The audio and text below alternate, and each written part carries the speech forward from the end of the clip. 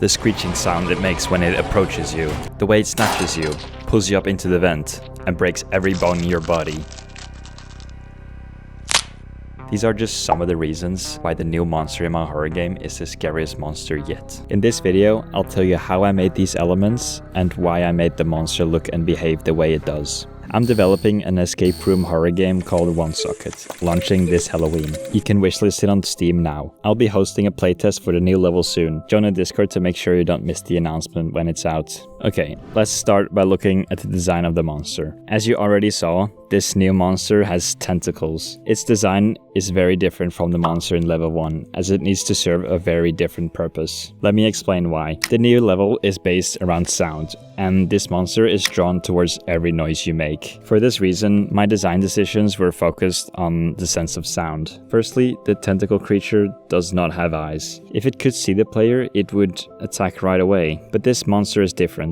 It is angered by and drawn towards the vibrations of the sound made by the player as they complete the puzzles. Secondly, I wanted to make it clear that the monster was a completely new creature. The monster in level 1 had more human features, but this monster is designed to look completely alien and inhuman. Its long tentacles seem to go on forever with no end in sight. They leave you wondering how big and far away it really is. Can it reach you? You'll have to hope it won't. Finally, I didn't want to show too much of the monster in this level. The problem with designing a horror monster is that a lot of the horror comes from the imagination. You can build it up in your head from your own unique fears to take the form of the ultimate evil and monstrosity. Then when you see the reality, nothing can quite capture the same sense of fear the monster in your head gave you. So by keeping my monster as an unidentifiable form, the player can imagine for themselves what kind of horrifying creature lurks above them. Not showing much of the monster also comes with the extra benefit of not having to spend time on modeling and animating a complex creature.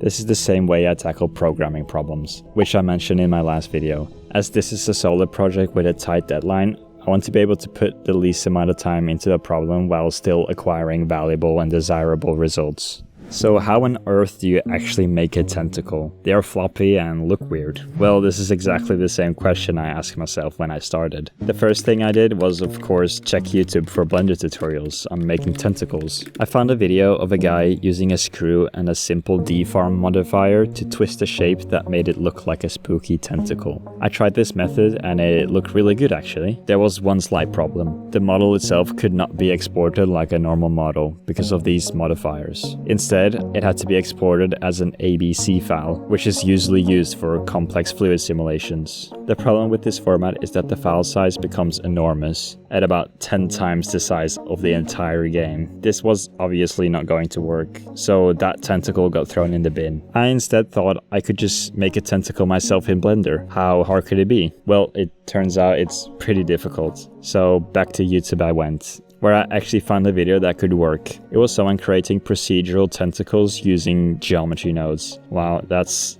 for sure a YouTube title. Anyway, the geometry nodes are this really cool system within Blender that makes you do all sorts of complicated things. After following this tutorial very thoroughly, I finally had a good looking tentacle, but it wasn't done yet. The tentacles still needed to have a certain floppiness and bounciness to make it look real.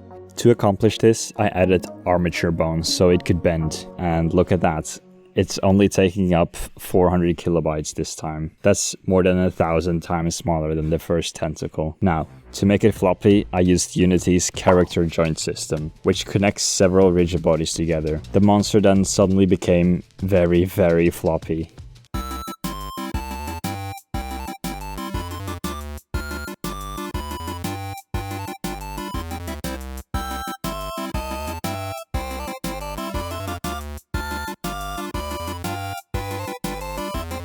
Okay, maybe it's a bit too floppy. There are loads of different parameters we can change. The thing I had to change was the low twist limit because the parts were rotating around the wrong axis too much. Now, after a lot of trial and error, all that was left to do was adding 2 animations. The first animation I added was a jump scare. I imagined that the tentacle could grab the player and pull them upwards into the ventilation. This way the player would come closer to the source of the monster, which is extra scary. The second animation would be when you successfully defended the attack. It could chop off the tip of the tentacle and fall on the floor. giving you the feeling of satisfaction for successfully defending yourself, but also giving you a sense of disgust as there's now a gross slimy tentacle on the nice clean floor. These are both easy to implement using Unity's animation system. The visuals and animations for the monster were now finished, but it lacks sound, which is important for a level designed around sound. With the player in a state of hyper-awareness of every sound around them, it would be strange not to have the monster sounds contribute to the fear. I usually look for existing royalty-free sound effects on either Free Sounds or Pixabay. If I don't find the sound I like, I record it myself. Creating sound effects is one of my favorite parts of game development. I would love to record everything myself, but unfortunately, I don't have either the time or the money to fly to Africa and record a lion roar. So, in order to create the monster sound, I first tried to use a vocoder, which works by combining two audio signals in a unique way. You have a carrier, which could be a guitar for example, and a modulator, which could be a voice. In my case, the carrier would be some sort of slimy sound, and the modulator would be a horrifying scream, but I could not get it to sound good, so I gave up on that method. I also tried to record myself screaming with a mouthful of water, but that didn't turn out well either. I ended up finding two monster screams on Pixabay and layering them on top of each other, resulting in the following sound.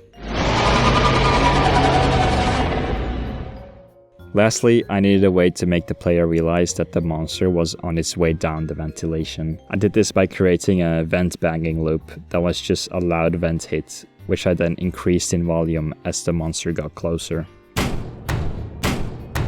Looking back on this process, you can clearly see that I didn't get any of the solutions right on the first try. I always took a number of tries before I found the right solution. This is an important lesson I've learned throughout the game development process. You can't just assume that you'll find the right solution on the first try. You have to be open to experimenting with different solutions and seeing which one works best. I was initially very stressed about the original solutions not working correctly, but I have to just accept that it's all part of the process, and those early solutions helped me create the final ones. Apart from the monster, here are some other things that I worked on. A new fan model. The cuckoo clock now has a bird animation that can be interacted with. The graph puzzle now has symbols to make it easier to distinguish the colors. Puzzles will now reveal another puzzle or clues after completion. And finally, I added sound effects for all puzzles and events. Like I said at the start of the video, I'll be working on a playtest release that will be going on Steam sometimes before the end of this month. Before that happens, I'll be improving the visuals of the level 1 monster and implementing ways to collect player statistics, such as how long they take to solve a puzzle, just so I can get the puzzle balance right. That's all for this video. You can wishlist the game on Steam through the link in the description, and if you haven't already seen this one socket video, I'd suggest you watch it now. Thank you for watching.